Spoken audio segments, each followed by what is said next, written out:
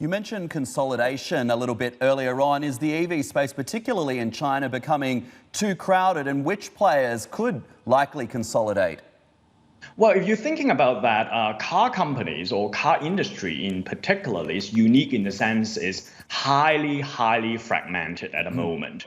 And so if you're looking at ride sharing or any other industry, there won't be so many players. So I would think going forward as, the three new EV upstart, Neo, Spang, and Li Auto, for instance, at some point, if they merge, it shouldn't be too much of a surprise. After all, Didi was a merger as a result to arrive the prominent position. But on top of that is also OEM, the traditional OEM, whether it's Honda, Toyota, Daimler, and VW. These are a lot of brands. At some point with market pressure, if some of these getting forced out from the Chinese market like other industry would, it shouldn't come off as a surprise. How much will regulatory concerns likely weigh on the EV space? Those regulatory tech concerns in China weigh on the EV space. You just mentioned Didi. Of course, we've been following that story today. Is that a threat to the EV sector in China? So I think we need to come back down to the Chinese regulator motive. It's very easy to extend the logic on the regulation of Didi into the EV sector, but they are not the same thing.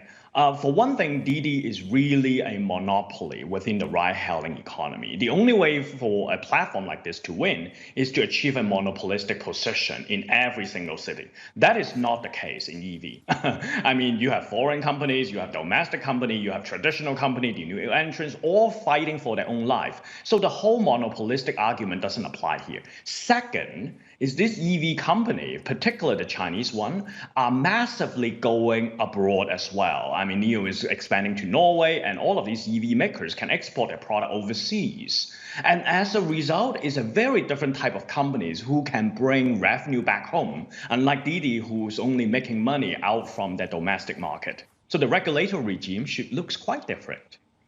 Right. Final question for you. How do these EV makers mitigate the supply chain crunch that we're seeing at the moment? Do they simply team up and build their own chips and batteries? You're beginning to see something like that, right? The push for Chinese automaker in trying to become self-sufficient. And the best example would be BYD. They're not just making battery, they don't just make electric buses and car, but they also have their own semiconductor unit and is about to go for IPO. I think that is a possible route to secure the global supply in semiconductor. After all, industry experts have predicted even for next year, that would continue to have shortages. And given how expensive it is to build a factory around semiconductor, the only way to do it quickly by the Chinese way of scaling and scope and capital intensive operation is probably do it in-house. And maybe BYD would also entertain contract manufacturing as well as they expand that part of the business.